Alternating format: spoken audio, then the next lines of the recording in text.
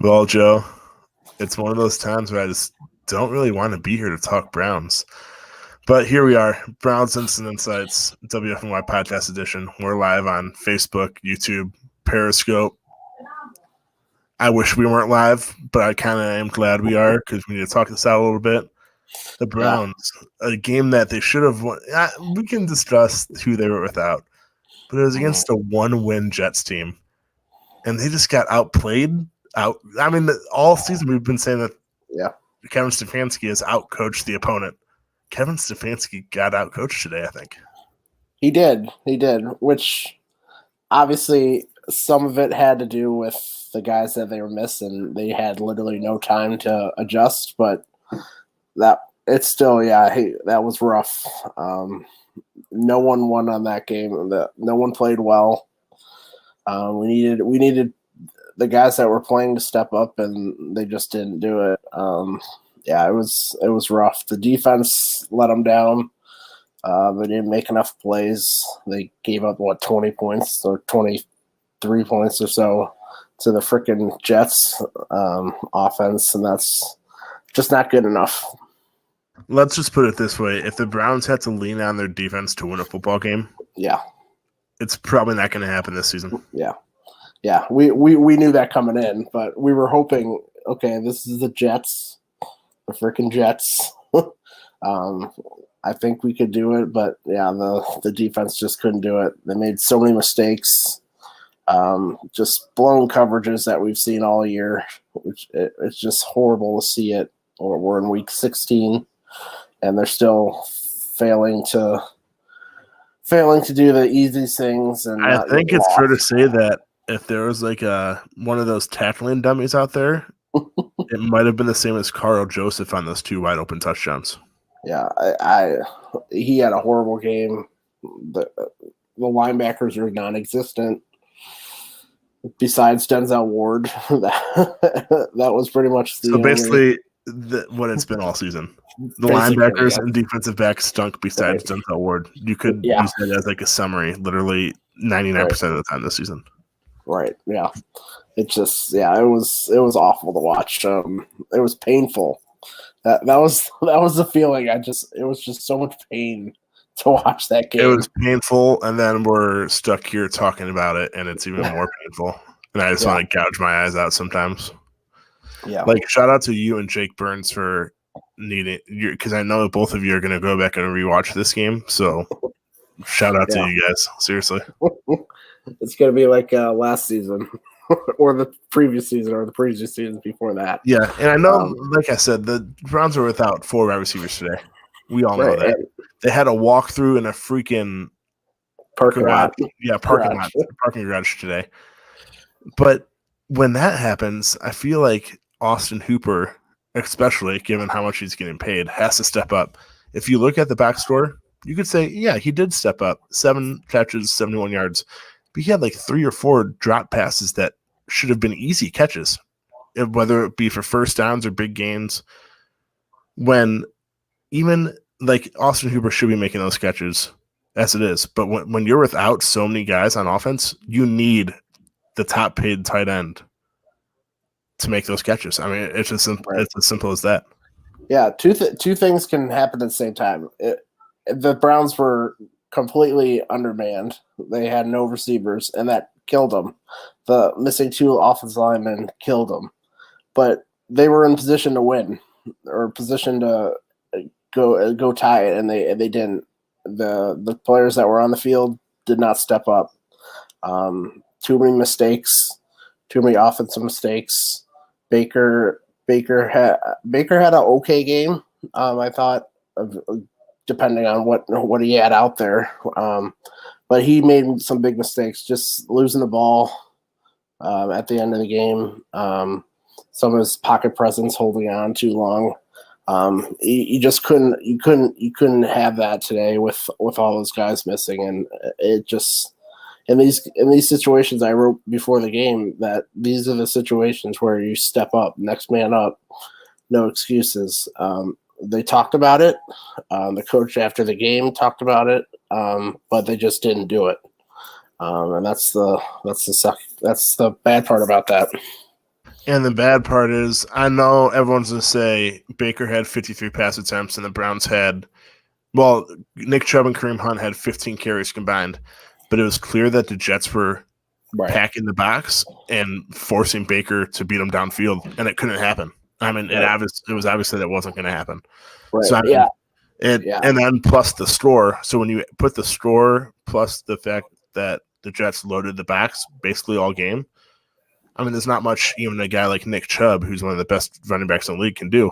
But what I did like is that they did it only like 2 or 3 times, and it was only in the second half. The screenplays, those continue to be successful. I don't get why Stefanski is using them so like it was literally like 3 times, and all of them were for at least 10 yards. Yeah, it was. Yeah, I agree on the run play. I don't blame Stefanski from abandoning it early on. It just they were getting dominated up front. The defense was obviously just keying on that run game. They didn't care about the passing game. They didn't care about getting beat deep. So yeah, I don't blame them for abandoning that. But yeah, I would agree with the easy passes, just getting the screen passes to these new wide receivers. They don't know what the heck they're doing out there. There were several times where they were running the wrong route or going the wrong direction.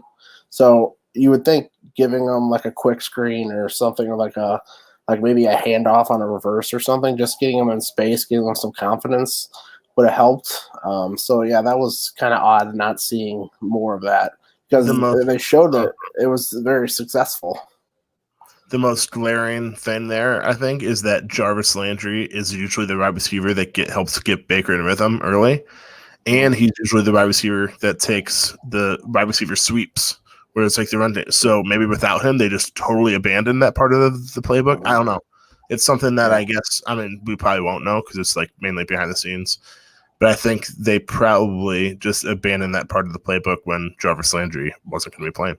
Right. Yeah, and Stefanski talked about it after the game. I was seeing the clippets. He couldn't. He didn't have enough time to completely just change the game plan coming in. So they were running a lot of the stuff that they were going to normally run, which is not ideal for guys that have not played, not even seen the snap at practice. So it wasn't ideal. But in the end, they had a chance. They should have won, and they didn't. So the thing that's the most is that Browns fans were forced to root for the Steelers a little bit today, because if the Steelers won and the Browns won, then the Browns are clinching a spot, even though they don't clinch the division, but they clinch a spot in the playoffs. And the Steelers won, but the Browns lost. So the Browns fans rooted for Pittsburgh for no reason. Well, I guess part of it they did for a good reason. But it was like one of those things where like we were rooting for the Steelers for the first time probably ever, and they did their part, but the Browns couldn't do their part. Yeah, it's set up for them. Last night, obviously, it was a letdown for the Dolphins. Let's not even talk about last night. That was rough to watch. But yeah, the Colts lost, and the Browns were handed the playoffs for this week, and they just didn't take care of business. It's just awful. But hey, guess what? We have one more week. Week 17, winning you're in. We're playing the Pittsburgh Steelers. Week 17, winning you're in against the Steelers. What could go wrong? Right. This is the moment you guys dream about, right? Usually we're like playing them to lose so we can get a better draft pick, but we're playing Steelers week 17 to get in the playoffs. And just a heads up, it could be a game that Big Ben and the starters sit, so it could be the Mason Rudolph revenge game. It could definitely be that. Yeah, because I think Tomlin was indicated that he was thinking about it. So, yeah, we could. Week 17 is going to be so interesting. We're at home. I'll be there. So hopefully bringing home a win, but we'll see. Week 17, winning you're in. The Steelers and Mason Rudolph. I don't even know what to say. It's like a story, man. It's a storybook ending. Hopefully, it's a good storybook ending. Oh gosh, yeah. Yeah, As because being a Cleveland Browns fan, I won't even say it. I hope it's a good ending. I can't handle a Mason Rudolph win. I just can't handle it. So Oh my gosh! we're not even gonna think Imagine about that. it. Oh my god! Oh my god! Yeah, we're not even gonna talk Oh about my that. god, no. We're just gonna talk about, hey, we're getting we get our guys back. Hopefully we get Wills back if he's healthy. Hopefully if none of the receivers actually get the virus, they're back. Hopefully Teller is back. We really need Teller. This Browns run game is just not the same without him. There were a lot of hopefullys in that long sentence. I know, right, man? I feel good about the receivers. But the other two, like Teller, because he's dealing with an injury, and Wills is sick, so those are up in the air. But hopefully, we can get our receivers back. We can get the flow back, and go out there and get that playoff berth. If you would have told me that the playoff spot would be on the line heading into Week 17 against the Steelers in Week 1, I would have been ecstatic. But right now, I'm like, oh man, this isn't good. Right. I know. It's amazing what this season has given us. We had so much. 2 weeks ago we were like, okay, this is it. We got it. now we're in the position fighting for our lives in the final week. The roller coaster called the Cleveland Browns 2020 season belongs at Cedar Point. It's what it comes down to. Hey, and we're ready for this, Browns fans. we've been trained our whole life for this, so we're ready. As a Browns fan, the saying should be: expect the worst, hope for the best. Yeah, that's our motto. That's what I'm gonna do.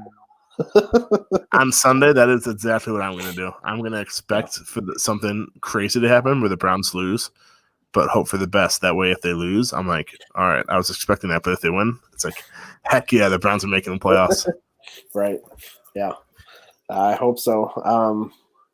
Looking at the seeding, our ideal thing would probably be Browns winning and a couple other teams losing. So we're not in the 7th seed playing likely the Kansas City Chiefs after their bye week, which would be horrible.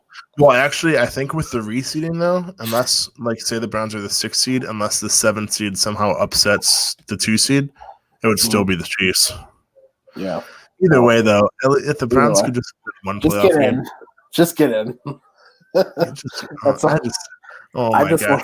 I have a couple buddies that are Steelers fans. I would never hear the end of it if the Steelers kept the Browns out of the playoffs. Oh, yeah. It would be rough.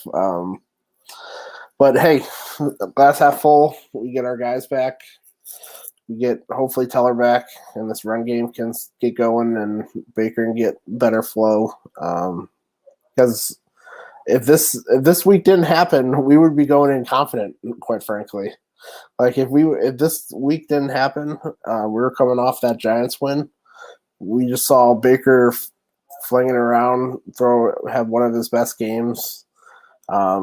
We would be a confident team. Obviously, we're in a different position now, but that team is still there. So I still believe that this team can knock off the Steelers, whatever state they're in.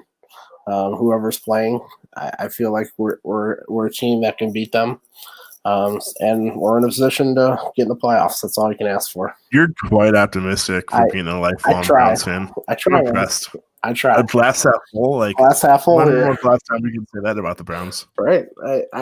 I've always been like that. I've had nothing to root for the past 20 years, 30 years of my life. So, yeah, I gotta be glass half full.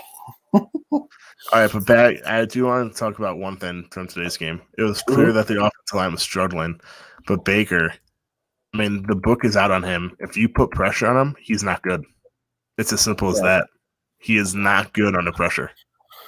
Yeah, he definitely scrambled more, which was obviously not all his fault. He had some happy feet. I actually thought he didn't play as bad as his numbers indicate. He was throwing into some tight windows that none of the receivers were getting open.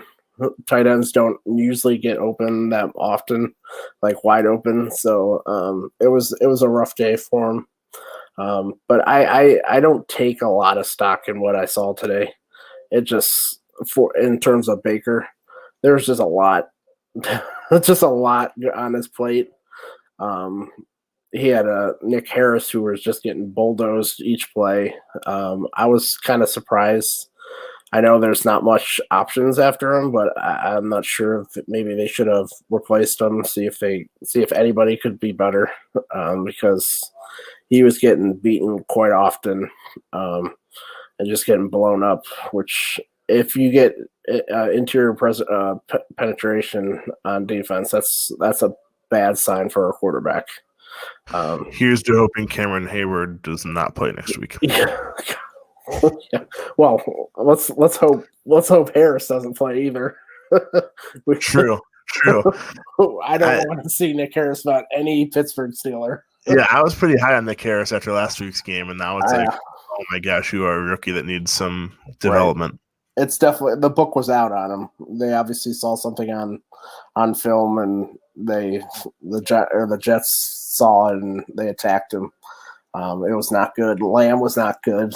I thought he would be at least serviceable, but he was beaten a lot. It was just not good.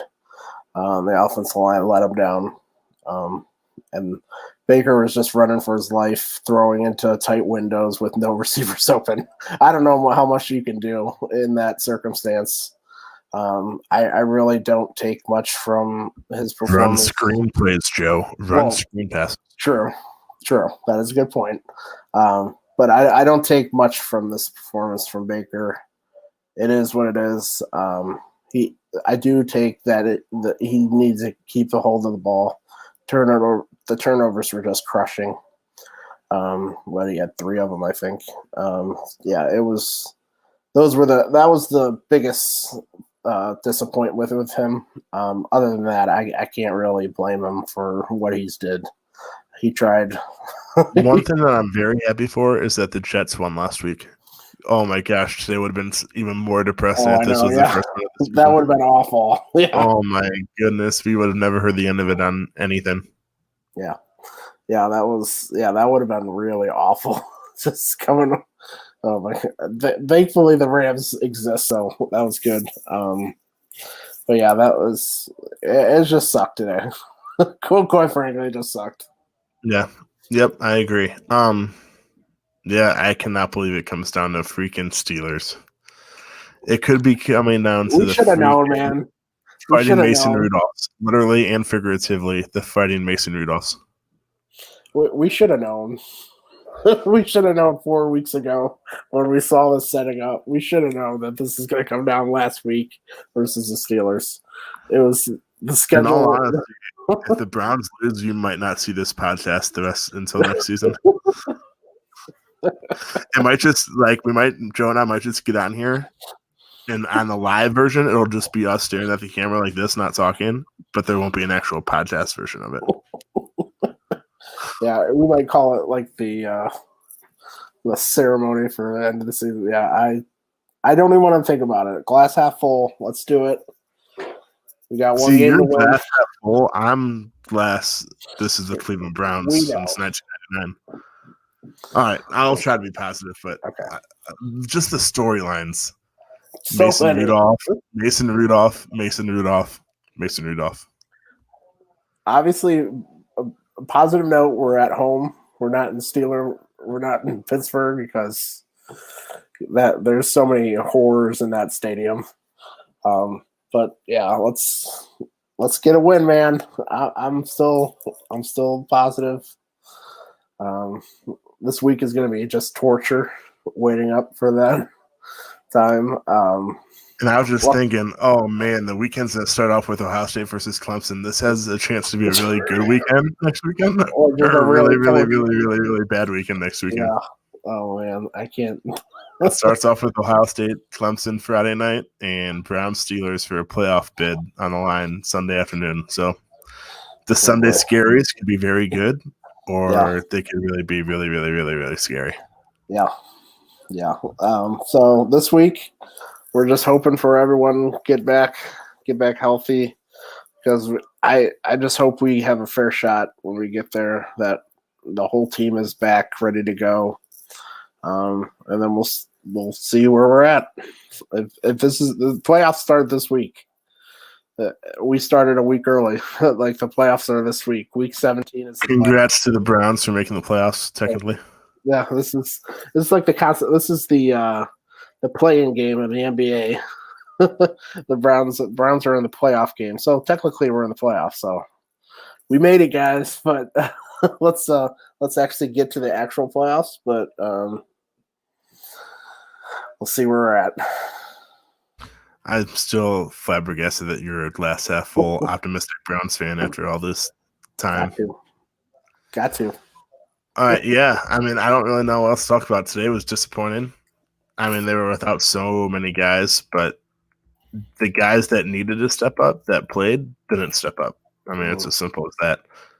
Jamarcus Bradley almost became a household name in Cleveland. I've never heard of that guy prior to 1 o'clock today. Yeah, then he got blasted by the safety, but so close. So close. So close, yet so far away. The life of a Cleveland Browns fan since 1999. Yeah. So many chances today, and they just, like you said, the players that were on the field just didn't step up. Oh, and can we just discuss the fact that the Browns defense should have had a touchdown and the whistle blew early? But literally every other game I've watched, they're like, oh, the referee did a great job of not blowing the whistle and letting the play play out. The refs were, I don't want to talk about the refs right now. Like, I don't want to blame the referees, but they gave us a bad spot. They gave us a bad spot, and there was just a lot of awful refereeing today. But yeah, that's another excuse that we could use, but we're not going to, because we still had a chance to win. Well, guys, I'm sorry this is a short one. This would be much shorter than the last few weeks, but I just don't want to be. Anybody want to talk about this? Seriously. Yeah, it all comes down to week 17, Sunday afternoon, 1 p.m. Eastern Standard Time. And I hope we're celebrating at this time next week. I hope. Yeah.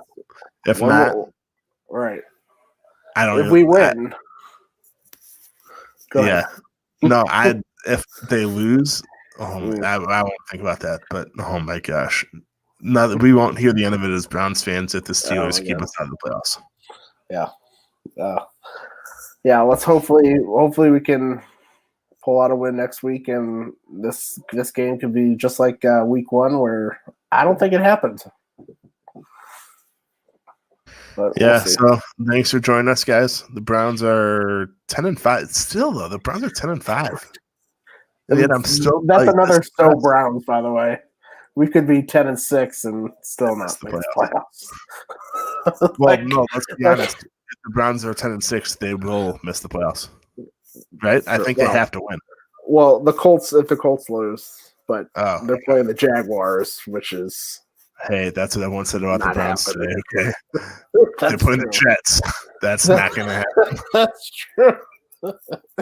So, yeah, if the Colts have a COVID out. Technically speaking, with the Jets winning today, the Jaguars could win next week and still have the number 1 pick.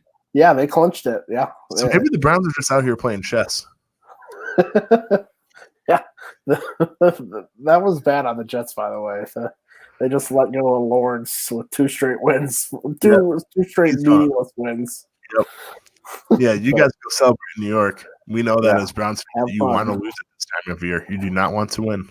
Believe me. Yeah. Have fun with Adam Gase. You just had another for 2 weeks, but it's horrible for years. Which would you rather have? A fun 2 weeks or a horrible few years? How epic would it be if he pulled off a Mangini finish and they bring him back next year? Adam Gase, Eric Mangini, man. That's true too. The Browns just lost to Adam Gase. I know. It's so embarrassing. I don't care if it was like 40 through 53 guys on the roster. That's embarrassing. I'd say Adam Gase did let him in the game quite often. He gave him a lot of opportunities to win. Well, yeah, that's the whole point of a tanking coach. It's like Right. do just enough, but don't do enough at all. Yeah, if Adam Gase was not the coach today, I think this game wouldn't have been close. I think the Browns wouldn't have had an opportunity at the end, but they did, and they didn't get it. Yeah, that was like right when they said Baker fumbled it, and it is the first down Jets. I was like, oh no, dude. We can thank the Raiders for that too. So the Raiders crept the bed last night. But does that even matter now that the Browns lost? I don't think I it don't would have know. mattered. It probably would have helped. It probably would have helped at least. But yeah, the that fumble rule came out of the Raiders holy roller. Yeah. So you can thank the Raiders. Appreciate it there. Yeah, thanks for nothing this weekend, Raiders. Thanks for Appreciate nothing. Absolutely nothing. All right, guys. So 1 week from now, hopefully you see us. Hopefully I'm not gouging my eyes out. Because if Ohio State and the Browns both lose, I might gouge my eyes out. We might not see Josh ever again. We might have to call. Like I said, it has a chance to be a very, very good sports weekend or a very, very, very bad sports weekend. It really could, yeah. It's got so many potential and so much heartbreak it could be. So, hey, glass half full. Let's do it, guys. Life of a sports fan, it has so much potential, but also so much heartbreak. That's our motto, right? I think that's the motto waiting for next year, isn't it? So much potential, but it leads to so much heartbreak. Yep. Seriously, guys, thanks for joining us. I'm sorry this was kind of a depressing talk because, I mean, what can we take positive from today besides Pittsburgh winning? And do we really want to talk about that? Nope. That was literally the only positive from today. Pittsburgh won. It really is. Let's just end this. Yeah. All right. So, yeah, hopefully we'll be back around 5:30 next weekend celebrating. I'll be at glass half full. Hopefully we'll be celebrating next week at this time. But yeah, join us next week. Hopefully for a celebratory podcast, and we will see you guys in 7 days.